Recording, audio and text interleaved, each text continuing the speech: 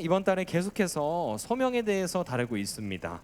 소명은 하나님이 우리를 부르셨고 그 부르심에 우리의 모든 것을 다해 응답하는 것을 말한다고 하셨죠. 우리가 첫째와 둘째 주에 아브라함과 이사야를 부르신 그 내용에 대해서 들었습니다. 그리고 그 내용 속에서 여러분들의 부르심은 무엇일까? 여러분들이 한 번쯤은 고민해 보셨으리라 믿습니다. 오늘 소명에 대해서 말씀을 전하기 위해서 살펴볼 인물은 바로 예레미야입니다. 교회를 어느 정도 다니신 분들은 이 예레미야를 딱 들으시면 눈물의 선지자라는 표현이 이제 떠오를 것입니다. 눈물의 선지자가 떠오르는 이유는 예레미야가 하나님의 말씀을 대언하여서 이야기하는 내용이 여러 나라, 그 여러 나라들의 심판과 멸망에 대한 것이기 때문인데요. 특히 자신의 나라가 멸망당할 것을 그 민족들에게 알리는 것, 그런 것을 더 해야 됐기 때문에 더더욱 많이 눈물이 날 수밖에 없었던 것 같습니다. 게다가 그런 내용을 들었을 때 사람들이 과연 좋아했을까요? 아니죠. 그런 내용을 듣고 기뻐할 만한 사람들이 많이 없겠죠. 듣기 싫은 말을 계속해서 하는 예레미야에 대해서 권세자들은 그의 말을 부정하고 조롱하고 그를 핍박하고 괴롭혔습니다. 그럼에도 끝까지 하나님의 말씀을 대언하는 그 선지자로서의 소명을 감당하기 위해 예레미야는 묵묵하게 자신의 일을 해나갔습니다. 하지만 무조건 멸망만을 이야기한 것은 또 아니었습니다. 자신의 나라가 바벨론이라는 나라에게 멸망하여서 70년간 포로 생활을 하긴 하지만 그 이후에 하나님께서 다시 모으시고 회복시키실 것이라는 희망적인 예언도 합니다. 그러나 이런 희망의 메시지가 성취가 되기 위해서는 그 과정이 얼마나 괴롭고 힘들었을지를 알았기 때문에 그는 이런 메시지를 전하면서 날마다 울 수밖에 없었습니다. 왜 예레미야는 자신의 나라와 여러 나라들에 대해서 멸망과 심판을 예언할 수밖에 없었을까요? 그 이유는 오늘 본문 10절의 말씀을 보면 알 수가 있습니다. 10절을 다시 살펴보겠습니다. 보라, 내가 오늘 너를 여러 나라와 여러 왕국 위에 세워 내가 그것들을 뽑고 파괴하며 파멸하고 넘어뜨리며 건설하고 심게 하였느니라 하시니라. 아멘. 네, 이 말씀을 보면 왜 예레미야가 그런 예언을 선포했는지를 알 수가 있습니다. 바로 하나님이 예레미야에게 그렇게 하도록 세우셨기 때문입니다. 하나님은 예레미야를 처음 부르셨을 때부터 여러 나라와 왕국들에 대해서 뽑고 파괴하고 파멸하며 넘어뜨린다고 얘기하셨고, 그 뒤에 그 아무것도 없어진 곳에 다시 건설하고 심겠다고 이야기를 하시는 것을 우리가 알 수가 있습니다. 이 모든 일은 예레미야의 입술을 통해서 시작이 되었으며 이 일을 진행하게 하시는 이가 바로 여호와이셨습니다. 예레미야가 선포한 말씀을 성취하신 이는 바로 여호와였던 것이요. 이 능력의 여호와께서 우리가 방금 읽은 이 10절의 말씀대로 예레미야가 소명자로 살아갈 수 있도록 부르시는 내용이 바로 오늘의 본문 말씀입니다. 아까 여러분들에게 성경을 제가 펴라고 했었죠. 그렇기 때문에 아직 성경이 펼쳐져 있을 것이라고 믿습니다. 우리 다 함께 계속해서 성경 보시면서 들으시면 좋을 것 같은데요. 1절에 보면 베냐민 땅 아나돗의 제사장들 중 힐기야의 아들, 이렇게 예레미야를 소개하고 있습니다. 이 말씀에 나오는 이 베냐민 땅 아나돗, 이곳에 얽혀 있는 스토리가 한 가지가 있는데요. 이 우리가 너무나도 잘 알고 있는 그 솔로몬 있죠. 이 솔로몬의 스토리가 이 아나돗과 연결이 되어 있는데, 솔로몬이 왕이 됐을 당시에 다윗의 넷째 아들이었던 이제 아도니아라는 이제 왕자가 있었는데 그 왕자와의 싸움이 있었습니다. 약간 왕위 계승을 위한 쟁탈전이었죠. 근데 결국 여기서 솔로몬이 왕위가 되게 되는데, 이때 당시에 솔로몬을 따르던 지지하던 제사장이 있었고 아도니아를 지지하던 제사장이 있었습니다. 그런데 솔로몬이 왕위에 오르고 나서 이 아도니아를 따르던 이 제사장은 유배를 가게 되죠. 추방이 되어서. 이 추방되어 유배를 간 곳이 바로 아나돗이었습니다. 그래서 이 유배된 곳이 아나돗이어서 예레미야는 그 추방되어 유배를 가게 된 그 제사장의 후손이라고 추정이 되어집니다. 여러분들 TV 보다 보면 사극을 많이 보셨을 텐데 그 사극에서 이제 정치적인 싸움에서 패배하거나 또는 반란이나 반역을 꾀하다가 걸렸을 때 어떻게 되죠? 그 집안이 전부 몰수되고 사람들이 다 죽어나가게 되죠. 그리고 그 자식들은 평생 역적의 자식이라는 꼬리표를 달고 언제나 핍박과 고난 속에서 관직에도 올라가지 못하고 힘든 삶을 살게 되는 것을 여러분들이 보았을 것입니다. 예레미야 또한 그러한 삶을 살지 않았을까 생각해 봅니다. 왕위에 도전했다가 죽임을 당한 인물을 따라갔던 제사장의 후손, 그 후손이라는 그 꼬리표는 계속해서 예레미야를 괴롭혔을 것입니다. 예레미야의 자존감이나 또는 이제 평상시의 분위기가 과연 밝은 사람이었을까요? 그러기가 쉽지는 않았을 것입니다. 왜냐하면 스스로 아무리 밝으려고 해도 주변의 시선들이 너무나도 곱지 못하고 부정적이었기 때문에 예레미야는 정말 매번 좌절을 느꼈을 것 같아요. 그래서 예레미야의 어린 시절은 그다지 밝지 못했을 것 같습니다. 그런 예레미야에게 하나님께서 말씀하기 시작하십니다. 5절의 말씀입니다. 함께 읽겠습니다. 시작. 내가 너를 모태에 짓기 전에 너를 알았고 내가 배에서 나오기 전에 너를 성별하였고 너를 여러 나라의 선지자로 세웠노라 하시기로. 아멘. 하나님은 예레미야가 그의 어머니의 뱃속에서 생기기도 전에 이미 예레미야를 알고 계셨다고 말씀하고 계십니다. 그리고 그 어머니의 태에서 나올 때 이미 거룩하게 구별하여서 여러 나라의 선지자로 세우셨다고 말씀하시면서 예레미야를 부르십니다. 이러한 하나님의 부르심에 이런 하나님의 부르심에는 그 예레미야를 향한 강한 예정하심을 우리가 볼 수가 있는데, 다른 말로 하면 예레미야를 향한 강력한 계획과 목적을 가지고 계셨음을 우리가 볼 수가 있습니다. 그리고 또 다른 측면에서는 일반적으로 선지자들을 하나님께서 부르실 때 보통은 이스라엘, 유다 여기를 대상으로 부르시는 경우가 많은데, 지금 보시면은 예레미야는 그 범위를 넓혔어요. 범위를 넓혀서 유다뿐만이 아니라 여러 나라들을 지금 상대로 하나님의 말씀을 선포하게 하십니다. 예레미야를 향한 특별한 부르심, 이것을 조금 더 이해하기 쉽게 말한다면 하나님께서는 예레미야에게만 맞는 그 딱 맞는 옷을 준비하시고 입히시기를 원하셨던 것이에요. 이에 대한 예레미야의 반응은 어떠했을까요? 6절에 나와 있습니다. 내가 이르되 슬프도소이다 주 여호와여 보소서 나는 아이라 말을 할 줄 알지 못하나이다 하니. 아멘. 우리가 지난주에 봤던 이사야, 우리 이사야는 하나님의 그 부르심에 대해서 어떻게 얘기를 하죠? 하나님께서 내가 누구를 보낼까 하니 이사야가 주여 내가 여기 있나이다 나를 보내소서, 이렇게 이사야가 당당하게 외쳤었죠. 근데 오늘 예레미야의 반응은 그것과는 조금 다릅니다. 예레미야는 하나님께서 부르셨을 때 자신이 아이이기 때문에, 말을 잘 하지 못하기 때문에 할 수 없다고 거절하게 됩니다. 이 모습과 비슷한 사람이 또 있습니다. 여러분들도 다른데 구약 앞쪽에 나와 있는 바로 모세죠. 모세도 자신이 말이 어눌한 사람이라고 하나님의 부르심을 이제 거절을 합니다.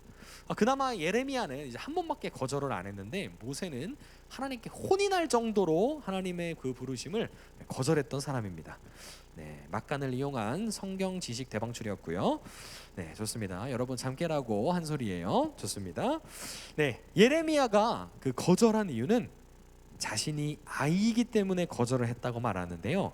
이 아이는 실제로 나이가 어리다는 것을 뜻하기도 하고요. 그리고 자신이 아직 많이 부족하다는 이야기이기도 합니다. 그런데다가 우리가 예레미야의 출생에 대해서 이미 들었죠. 하나님은 이런 부르심에, 하나님께서 이렇게 부르신 것에 대해서 선뜻 네 주님 제가 하겠습니다 이렇게 대답하기에는 이제 망설임이 생기게 되는 배경 가운데 예레미야가 자라왔어요.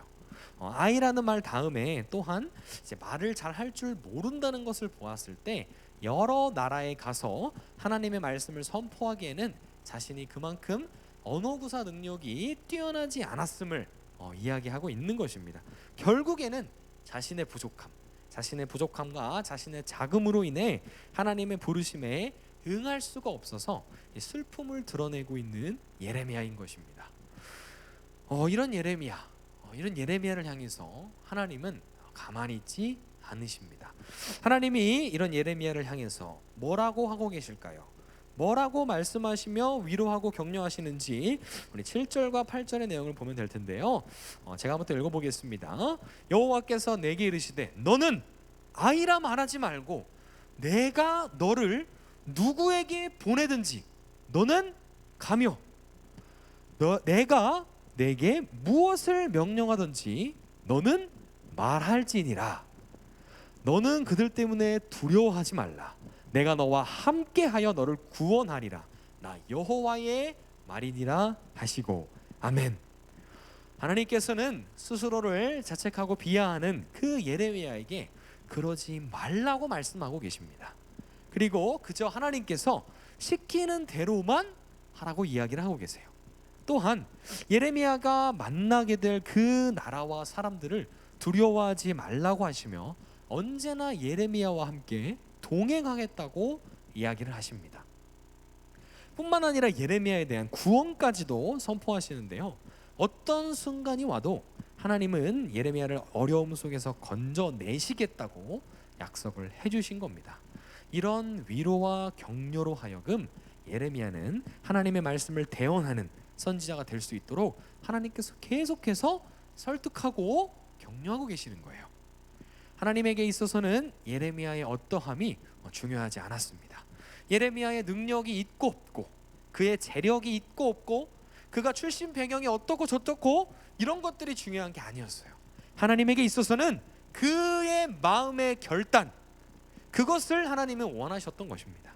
하나님의 부르심, 그 하나님의 콜링, 그 하나님의 소명에 하나님 제가 하겠습니다 라고 반응하는 그 마음을 하나님께서는 원하셨던 것입니다.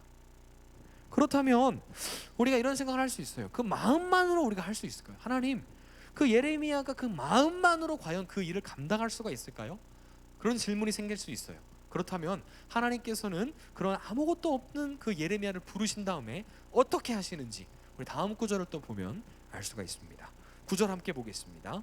여호와께서 그의 손을 내밀어 내 입에 대시며 여호와께서 내게 이르시되 보라, 내가 내 말을 너의 입에 두었노라. 아멘. 하나님이 예레미야에게 그 입술에 손을 대시며 그가 할 말을, 하나님께서 하실 말씀을 예레미야의 입술에 직접 주고 계십니다. 말을 잘 못한다고 했던, 내가 아이이기 때문에 말을 잘 못한다고 했던 그 예레미야의 그 약점을 야 네가 알아서 해, 내가 이렇게 할 테니까 너 그냥 네가 알아서 해, 이런 게 아니라 하나님께서는 직접 만지시고 그 부분을 해결해 주셔서 그의 일을 감당하게 하시는 것입니다. 그에게 능력을 주시는 분이시라는 겁니다. 하나님은 내 힘으로 하는 것, 하나님의 일은 내 힘으로만 하는 것이 아닙니다. 하나님의 일은 하나님의 힘으로 하는 것입니다.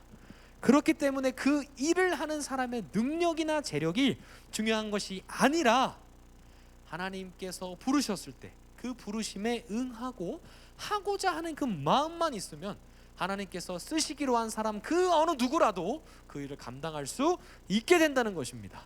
내가 잘난 것이나 능력이 있던 것이나 그런 모든 것이 하나님 일을 일할 때 필요한 것이 아니라 하나님이 부르셨고 그분이 그 일을 할 수 있는 능력을 주셨기 때문에 그 일을 감당할 수 있음을 꼭 기억하시기를 소망합니다. 불우한 어린 시절을 보냈던 그 예레미야를 예정하셨고 그리고 부르시고 예레미야가 거절하였음에도 불구하고 그를 위로하고 격려하고 설득하여서 하나님의 일을 감당할 수 있게 그의 입술에 손을 대시며 자신의 말을 주신 그 하나님, 그를 예레미야를 열방의 선지자로 임명하신 분은 바로 여호와 하나님이셨던 것입니다. 그렇다면 하나님은, 이 놀라우신 여호와 하나님은 과연 예레미야만 예정하고 부르셨을까요? 아닙니다. 바로 이 말씀을 듣고 있는, 지금 이 자리에 있는, 그리고 모니터 앞에 말씀을 듣고 있는 바로 우리 친구들이 모두 하나님이 부르신 소명자들입니다. 우리들 역시 하나님께서 그 여러분들의 어머니의 그 태에서부터 생기기 전에 이미 예정하시고 부르셨습니다.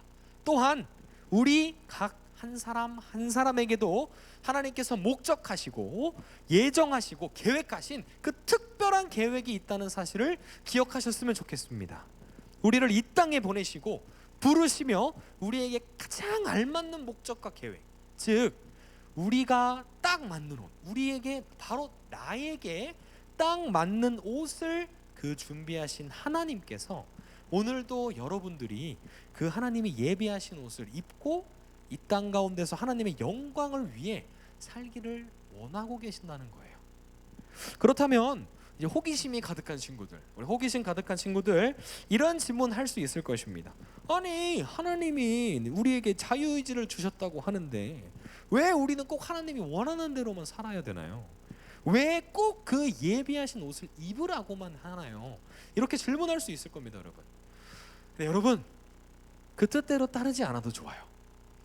그 옷을 입지 않으셔도 됩니다. 제가 아무리 여러분들에게 하나님의 뜻대로 따르라고 말하고 하나님의 여러분들을 향해서 여러분들을 위한 여러분들에게 딱 맞는 옷을 준비했으니까 그 옷을 꼭 입어보세요, 그렇다면 이 세상 그 어떤 것보다도 좋습니다, 아무리 외쳐도 여러분들이 무조건 그 말을 들을 것이라고 저는 생각하지 않습니다. 따르고 싶은 다른 뜻, 그리고 입고 싶으신 다른 옷들 얼마든지 입어도 좋습니다. 그러나 그렇게 살다 보면, 그렇게 하나님 뜻 거부하고 내가 입고 싶은 그 세상의 수많은 유혹들의 그 옷들을 입다 보면 여러분들은 알 거예요. 그 옷이 나와 맞지 않다는 것을요. 그렇게 살다 보면 점차 내가 불행해지고 인생을 왜 살아가야 하는지를 모르게 되고 무엇을 위해서 살아가야 하는지 그 목적과 방향성을 잃어버리게 될 것입니다. 왜냐하면 하나님께서 부르신 그 소명대로 살지 않고 하나님이 나를 창조하신 목적대로 살지 않고 그저 내가 원하는 대로 살다 보면 어느 순간에 그 방향성을 잃게 될 거예요. 하지만 하나님이 원하시는 뜻, 하나님이 예비하신 나에게 딱 맞는 그 옷을 입고 살아가다 보면 느끼실 겁니다. 이것이 얼마나 큰 행복이고 기쁨인지를요. 근데요, 전 이 길이 편하고 쉬운 길이라고 이야기하지 않습니다. 예레미야도 이 길을 처음에 거절했습니다. 아까 말했던 모세 또한 이 길을 재차 거절했습니다. 뿐만 아니라 크고 위대하시며 그 장엄하신 하나님이 우리들을 부르시는 그 순간에 선뜻 주님 제가 하겠습니다, 이렇게 대답할 만한 사람들이 많지는 않을 것입니다. 그리고 이미 그 길을 갔던 수많은 믿음의 선배들, 그리고 성경의 인물들, 그리고 오늘 말씀에서 본 이 예레미야까지도 그들의 삶을 봤을 때 그 삶이 얼마나 어렵고 고난 가운데 있었는지 여러분들은 아실 겁니다. 하지만 그럼에도 불구하고 왜 이런 믿음의 선배들이 이렇게 힘든 길을 자신을 부인해가며 십자가를 지고 나아갔을까요? 그 이유는 바로 이 세상에서는 결코 맛볼 수 없는 그 기쁨을 그 가운데서 맛보았으며 세상이 주지 못하는 그 평안함을 경험하였으며 가장 중요한 이 세상을 창조하시고 나를 만드신 그 하나님이 나와 날마다 동행하고 있다는 것을 알게 되었기 때문입니다. 그리고 그 일을 행하도록 능력을 주시는 이 또한 하나님이라는 사실을 그들이 깨달았기 때문에 그들은 언제나 하나님의 부르심에 가겠습니다 주님 이라고 말할 수 있었던 것입니다. 이제 말씀을 정리하도록 하겠습니다. 여러분들의 현재의 삶은 어떠하십니까? 수험생이라는 이 신분 속에 갇혀 있기 때문에 이 대한민국의 땅에서는 그 어느 누구보다 힘든 시기를 보내고 있을 것이라고 생각이 듭니다. 거기에 이제 코로나라는 100년에 한 번 있을까 말까한 이 전염병 때문에 가뜩이나 힘든 시기를 2배, 3배는 더 힘들게 보내고 있을 것이라고 생각이 좀 듭니다. 그렇게 아둥바둥 살아가고 있을 여러분들에게 저는 질문하고 싶습니까? 무엇을 위해서 그렇게 열심히 살아가고 계십니까? 무엇을 위해서 여러분들은 이 힘든 시기 가운데 이 더위 참아가면서 무엇을 위해서 그렇게 아둥바둥 살아가고 계시냐는 말입니다. 하나님께서 여러분들을 지금 그 자리로 부르셨기 때문에 열심히 살고 계신다는 그 고백을 하실 수 있으신가요? 여러분들, 소명을 너무 멀리서 찾지 마십시오.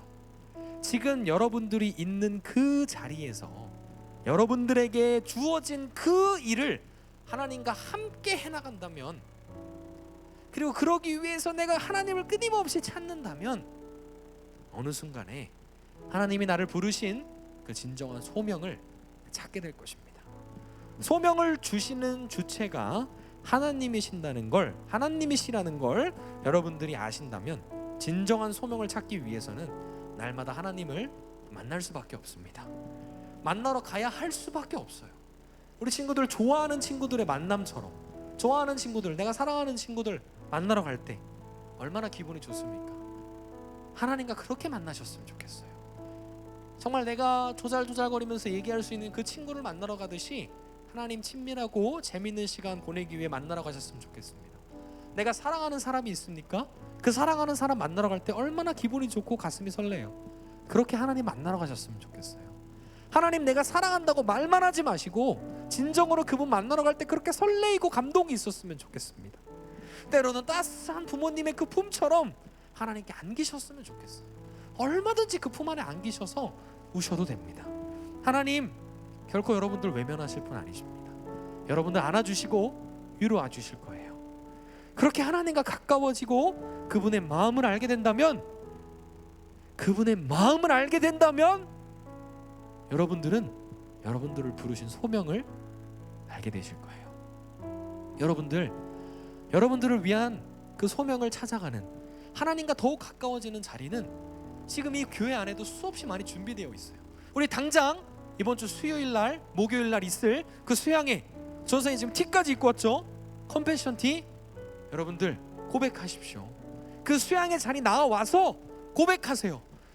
우리 저번 주 수요일과 토요일에 계속해서 라이브 방송하면서 수양회를 위한 무언가들을 준비했었는데 우리 고3부 친구들의 이름이 보이지를 않는데 너무 가슴이 아팠어요. 다른 부서 친구들은 정말 많았는데 몇 명 봤어요. 우리 고3부 친구들 몇 명 있는 거 제가 확인했습니다. 그런데 많이 있지 않은 것 같아서 너무 마음이 아팠어요. 조금만 더 그 자리에 들어와서 내가 수양회 좀 더 준비해야지, 기도로 준비해야지, 공부 중요하지만 그래도 내가 이 공부하는 이유가 하나님이 나를 부르셨고 소명이 있기 때문에 공부하는 것이라는 것을 안다면 조금이라도 더 하나님 앞에 나와서 그렇게 하나님 만나고자 하는 노력이 있었으면 좋겠어요. 정말 제 마음이 너무 안타깝습니다. 항상 그 댓글에 여러분들의 이름이 한 번이라도 나오기를 그렇게 바라고 있어요. 너무 아쉽습니다. 여러분들 너무 보고 싶어요. 여러분들이 우리 이번 주 수요일 목요일 그 수련회 장소에, 우리 그 온라인 예배에 여러분들 정말 많이 나오셨으면 좋겠어요. 한 명이라도 더 나와서 정말 그 시간, 정말 그 황금 같은 시간에 하나님 내가 주님 만나러 갑니다, 내가 주님께 이 시간 드립니다, 그렇게 나와서 은혜 받고 하나님 마음이 이런 것이군요, 하나님이 이렇게 나를 부르시는군요, 하나님 내가 하나님에게 어떻게 쓰임받기를 원하시는군요, 이런 것들을 깨달아가는 시간이 되었으면 좋겠습니다. 그리고 여러분들 하나님의 제자로 살기 위한 제자훈련 이번 주 금요일까지 연장이 되었어요. 추가 접수를 받고 있습니다. 도전하십시오. 도전하셔서 하나님에 대해서 더욱 알아가십시오. 하나님에 대해서 더욱 알아가십시오. 하나님과 친밀해지기 위해서 말로만 하지 마시고 하나님이 어떤 분인지, 예수님이 어떤 분인지, 성령님이 어떤 분인지 알아가십시오. 하나님은 이미 여러분들을 부르셨습니다. 그리고 택하셨습니다. 그리고 여러분들을 향한 특별한 계획을 보여주고 계십니다. 끊임없이 하나님은 여러분들을 설득하시고 위로와 격려로 부르시고 계십니다. 이제는 여러분들이 대답하실 차례입니다. 내게 능력 주시는 자 안에서 내가 모든 것을 할 수 있느니라. 아멘. 여러분의 그 어떠함이 아니라 예레미야의 입술에 자신의 말을 주시며 선지자로서의 사명을 감당할 수 있도록 능력 주신 그 하나님을 믿으며 그 부르심에 합당한 삶을 살겠다고 마음에 다짐하고 나아가는 우리 고3 수험생부 친구들이 되기를 소망합니다. 아멘. 이 시간에 나의 안에 거하라